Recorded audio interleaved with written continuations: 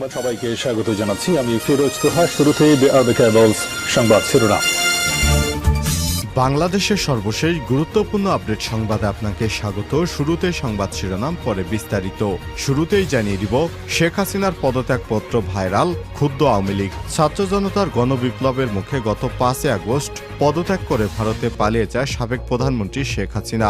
সম্প্রতি সামাজিক যোগাযোগ মাধ্যমে শেখ হাসিনার পদত্যাগ সংক্রান্ত একটি পদত্যাগপত্র ভাইরাল হয়েছে। তবে আওয়ামী লীগের পক্ষ থেকে অনেকেই দাবি করছেন এই পদত্যাগপত্রটি ভুয়া। এ বিষয়ে গুরুত্বপূর্ণ সংবাদ জানাবো, বন্ধুরা সঙ্গেই থাকুন। এবারে জানাবো, ক্ষমা চাইলেন জিএম কাদের। নিজেদের ভুল ত্রুটি সংশোধনের জন্য জনগণের কাছে ক্ষমা চেয়েছেন জাতীয় পার্টির চেয়ারম্যান জিএম কাদের। আজ পবিত্র ঈদে মিলাদুন্নবী উপলক্ষে জাতীয় পার্টির চেয়ারম্যানের বনানী কার্যালয়ে আয়োজিত আলোচনা সভা এবং দোয়া মাহফিলে জনগণের কাছে ক্ষমা চান জিএম কাদের। এবারে জানাবো, ত্রাণের টাকা কোথায় রাখা হয়েছে জানালেন সমন্বয়ক হাসনাত আব্দুল্লাহ। বন্যার্তদের সহায়তায় ত্রাণের টাকা নিয়ে নিজেদের অবস্থান স্পষ্ট করে একটি বিবৃতি দিয়েছে বৈষম্য বিরোধী ছাত্র আন্দোলনের অন্যতম সমন্বয়ক হাসনাত আব্দুল্লাহ। গত রাত 11টার দিকে সামাজিক যোগাযোগ মাধ্যম ফেসবুকে এক পোস্টের মাধ্যমেই বিবৃতি দেন তিনি। এদিকে ব্রাহ্মণবাড়িয়ায় যশোরে জুলুসে বাধা, সংঘর্ষে আহত অন্তত 20। ব্রাহ্মণবাড়িয়ার কসবায় পবিত্র ঈদে মিলাদুন্নবী উপলক্ষে যশোরে জুলুসে বাধা দেয়াকে কেন্দ্র করে দুই পক্ষের সংঘর্ষ অন্তত 20 জন আহত হয়েছেন। আর সারাদিন এই সংঘর্ষের ঘটনা ঘটে। এদিকে ভারতীয় নাগরিক ফরিদপুরে যেভাবে ধরা পড়লেন। ফরিদপুরে ভাঙ্গা উপজেলায় ভাঙ্গা বাজারস্থ হরিমন্দির এবং কালী মন্দিরে নির্মাণাধীন প্রতিমা ভাঙচুরের ঘটনায় এক ভারতীয় নাগরিককে গ্রেপ্তার করেছে পুলিশ। আর জেলা পুলিশের এক প্রেস বিজ্ঞপ্তিতে সব তথ্য জানায় পুলিশ সুপার মোহাম্মদ আব্দুল আজিজ। গ্রেপ্তার হওয়া ব্যক্তির নাম সঞ্জিত বিশ্বাস। তিনি ভারতের নদিয়া জেলার নিশিকান্ত বিশ্বাসের ছেলে। আজ আদালতের মাধ্যমে তাকে জেল হাজতে পাঠানো হয়েছে। তিনি হিন্দুদের মন্দিরে মন্দিরে প্রতিমা ভাঙচুর করে মুসলিমদের নামে চালিয়ে দিতেন এবং দাঙ্গা বাঁধাতে সহায়তা করতেন। এবং সর্বশেষ জানিয়ে দিব, মোজাম্মেল বাবু এবং শ্যামল দত্তের উপর ডিম নিক্ষেপ। ময়মনসিংহের ধোবাউড়া উপজেলা হয়ে অবৈধভাবে ভারতে পালিয়ে যাওয়ার পথে ৭১ টেলিভিশনের ব্যবস্থাপনা পরিচালক এমডি মোজাম্মেল হক বাবু এবং দৈনিক ভোরের কাগজের সম্পাদক শ্যামল দত্ত সহ 4 জনকে গ্রেপ্তার করেছে পুলিশ।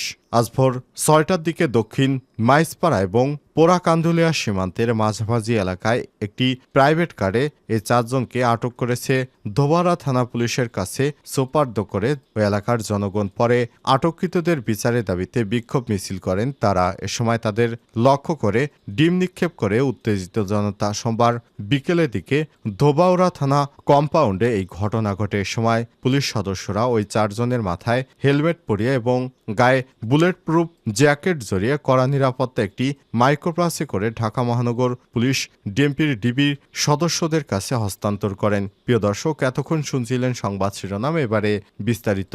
তবে তার আগে বন্ধুরা অনুরোধ থাকবে, এই সংবাদটিতে একটি লাইক দিন। এই চ্যানেলে আপনি নতুন হয়ে থাকলে আমাদের সংবাদটি দেখতে দেখতে চ্যানেলটি সাবস্ক্রাইব করে রাখুন। কমেন্ট করে জানিয়ে দিন আপনি বিশ্বের কোন দেশ থেকে আমাদের সংবাদটি দেখছেন। আর আপনি যদি এই চ্যানেলে নতুন হয়ে থাকেন বন্ধুরা, আমাদের সংবাদটি দেখতে দেখতে চ্যানেলটি সাবস্ক্রাইব করে রাখুন, যাতে করে আমাদের পরবর্তী লেটেস্ট আপডেট সংবাদগুলো সবার আগে আপনার কাছে পৌঁছে যায়। এবারে বিস্তারিত।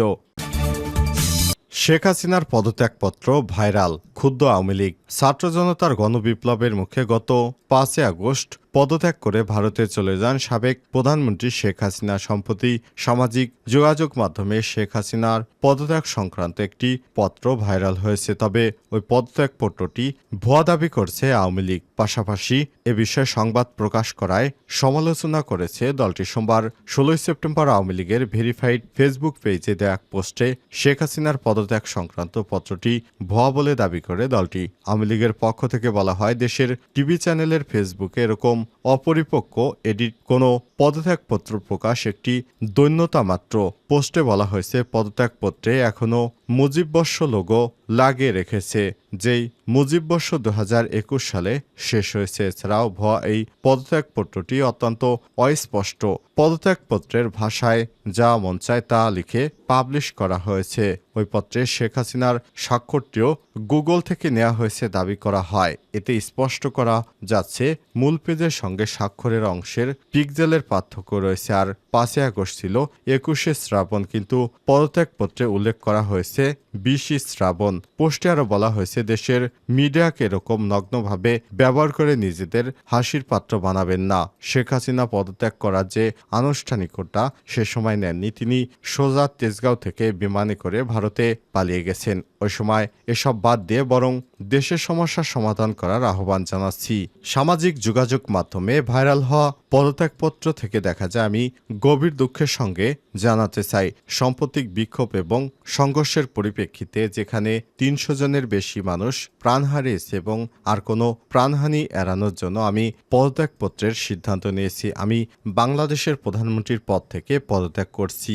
এই ঘটনাগুলোতে আমি সম্পূর্ণ দায়িত্ব স্বীকার করছি এবং দেশের জনগণের নিরাপত্তা এবং কল্যাণের প্রতি আমার অঙ্গীকার সবসময় অটুট থাকবে। গত 15 বছর ধরে আমি আপনাদের সেবা করার সুযোগ পেয়েছিলাম, যা আমার জীবনের সবচেয়ে বড় সম্মানের। তবে সাম্প্রতিক ঘটনাবলী প্রমাণ করেছে এই মুহূর্তে দেশকে এগিয়ে নিতে অন্য নেতৃত্বের প্রয়োজন। আমি আশা করি আমার পদত্যাগপত্র বাংলাদেশ উন্নয়নের নতুন পথ খুলে দেবে এবং শান্তি পুনঃপ্রতিষ্ঠা হবে। পত্রের শেষ পর্যায়ে দেখা যায়, এই কঠিন সময়ে আমার সরকার যা কিছু করেছে তার জন্য আমি গভীরভাবে অনুতপ্ত। আমি সব বাধ্যবাধকতা মেনে নিচ্ছি এবং এই সিদ্ধান্ত বাংলাদেশ বৃহত্তর স্বার্থে নিয়েছি। প্রসঙ্গত, ভারতে পালিয়ে যাওয়ার পর খোদ শেখ হাসিনা এক বার্তায় দাবি করেছেন যে তিনি পদত্যাগ করেননি। তার ছেলে সজীব ওয়াজেদ জয়ও একাধিকবার দাবি করেছেন যে তার মা প্রধানমন্ত্রীর পদ থেকে পদত্যাগ করেননি। ক্ষমা চাইলেন জিএম কাদের। জিএম কাদের বলেন, জাতীয় পার্টি দেশের জনগণের পক্ষে কাজ করে আসছে। তারপরও আমরা সব সময় নির্যাতিত হয়েছি সরকারের দ্বারা। আমরা সব সময় দেশের মানুষের পাশে ছিলাম। হয়তো কিছু ভুল হয়েছে, সেটা আমাদের অনিচ্ছাকৃত ভুল ত্রুটি ক্ষমা করে আবারও আমাদের রাজনীতি করার সুযোগ দিন। 2014 সালের পর থেকে জাতীয় পার্টিকে ব্ল্যাকমেইল করে নির্বাচনে আনা হয় দাবি করে জাতীয় পার্টির চেয়ারম্যান বলেন, আওয়ামী লীগ সরকারের আমলে দ্বাদশ জাতীয় সংসদ নির্বাচনে অংশ নিতে জোর করা হয়েছিল। তাকে বিভিন্নভাবে আমাদের নির্যাতন এবং নিপীড়ন করা হয়েছিল। জাতীয় পার্টি শুরু থেকেই কোটা সংস্কার আন্দোলনের পক্ষে সোচ্চার ছিল দাবি করে জিএম কাদের বলেন, জুলাইয়ে প্রথমে সংসদে দাঁড়িয়ে শিক্ষার্থীদের যৌক্তিক আন্দোলনের পক্ষে কথা বলি। যখন কেউ কথা বলেনি, আবার যখন শিক্ষার্থীদের উপর গুলি চালানো হলো, তখন সরকারের জুলুম নির্যাতনের প্রতিবাদ করেছিলেন জাতীয় পার্টির চেয়ারম্যান জিএম কাদের। তিনি বলেন, আমরা সব সময় ছাত্রদের সঙ্গে ছিলাম, সুতরাং আমাদের পূর্বের ভুল ত্রুটিগুলো ক্ষমাসুন্দর দৃষ্টিতে দেখে নতুন করে নির্বাচন করার সুযোগ দিন। ত্রাণের টাকা কোথায় রাখা হয়েছে জানালেন হাসনাত আব্দুল্লাহ। বন্যার্তদের সহায়তায় তোলা ত্রাণ এবং টাকা নিয়ে নিজেদের অবস্থান স্পষ্ট করে একটি বিবৃতি দিয়েছেন বৈষম্য বিরোধী ছাত্র আন্দোলনের অন্যতম সমন্বয়ক হাসনাত আব্দুল্লাহ। শনিবার 14 সেপ্টেম্বর রাত 12টার দিকে সামাজিক যোগাযোগ মাধ্যম ফেসবুক এক পোস্টে এই বিবৃতি দেন তিনি। ফেসবুক পোস্টে হাসনাত আব্দুল্লাহ লিখেন, গত 4 সেপ্টেম্বর প্রেস ব্রিফিংয়ের মাধ্যমে আমাদের টিএসসি ত্রাণ কর্মসূচি আয় এবং ব্যয়ের হিসাব জানানো হয়েছিল। ব্যয়বাদে বাকি টাকা ঢাকা বিশ্ববিদ্যালয়ের জনতা ব্যাংক, সোনালী ব্যাংক, ইসলামী ব্যাংক এবং মোবাইল ব্যাংকিংয়ে সংরক্ষিত রয়েছে।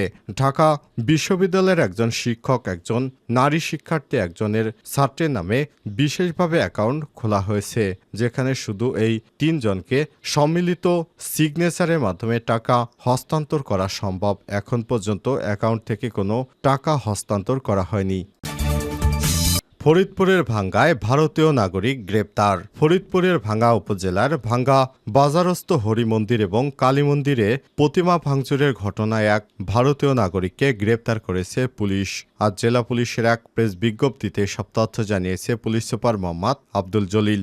গ্রেপ্তারকৃত ব্যক্তির নাম সঞ্জিত বিশ্বাস 45। তিনি ভারতের নদিয়া জেলার নিশিকান্ত বিশ্বাসের ছেলে। সোমবার আদালতের মাধ্যমে তাকে জেল হাজতে পাঠানো হয়েছে। এর আগে শনিবার দিবাগত দিবাগত রাতে কোনো এক সময় ভাঙা বাজারে হরি মন্দিরের কার্তিক ঠাকুরের হাতের আঙ্গুল এবং ময়ূরের গলা মোচড়ানোর ঘটনায় ঘোড়ার কান এবং আঙ্গুলও মোচড়ানো হয়, সাথে অসুরের হাতের আঙ্গুল এবং কালী মন্দিরের গণেশের হাতের আঙ্গুল ও সুর ভেঙে ভাঙা থানায় লিখিত অভিযোগ করে মন্দির কমিটি। এরপর পুলিশ সুপার জানায়, ঘটনার বিষয়ে তদন্তকালে ঘটনাস্থলের পাশে কালী মন্দিরের সামনে পরিত্যক্ত খাটের উপর শয়নরত অবস্থায় একজন এবং খাটের পাশে মাটিতে আরেকজন ব্যক্তিকে দেখতে পান। জিজ্ঞাসাবাদ একজনকে বৃদ্ধ ব্যক্তি স্থানীয়রা পরিচিত বলে শনাক্ত করেন। অপর ব্যক্তির নাম পরিচয় জিজ্ঞাসা করা হলে তার নাম পরিচয় না জানালে সন্দেহ হয় তাকে থানায় এনে জিজ্ঞাসাবাদ করা হয়। এ সময় একবার বাংলা আর একবার হিন্দি ভাষায় কথা বলেন তিনি। এক পর্যায়ে